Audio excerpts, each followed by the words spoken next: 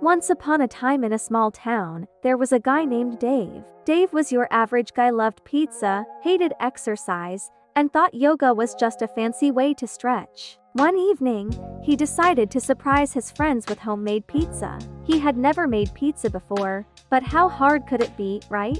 It was just dough, cheese, and sauce. Piece of cake. So, Dave went to the local grocery store, grabbed the ingredients, and marched home with a mission. As he opened the pizza dough package, he had no idea what to do with it. The dough was stretchy and weird, like it was made of elastic, and no matter how much he tried to roll it out, it just kept springing back into a ball. Maybe I need more flour, Dave thought. So he dumped flour everywhere on the counter, the floor, even on his cat, Mr. Whiskers. His cat did not look impressed. After wrestling with the dough for a solid 20 minutes, Dave finally managed to stretch it into something resembling a circle.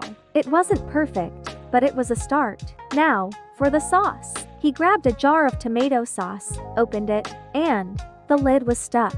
He twisted, turned, and even banged it on the counter, but it wouldn't budge. Finally, in frustration, Dave handed it to his cat. Mr. Whiskers, being the lazy genius that he was, simply knocked the jar off the counter. It fell to the floor with a satisfying thud, and miraculously, the lid popped off. Dave, now covered in sauce and flour, spread the sauce over the dough, tossing it like a pro until half of it spilled onto the counter.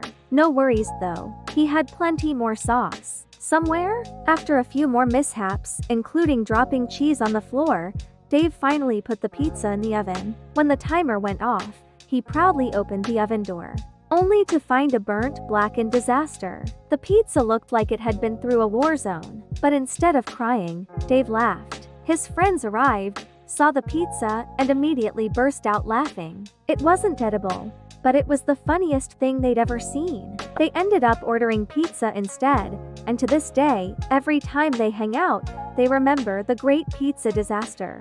And that, folks, is why Dave never tried making pizza again.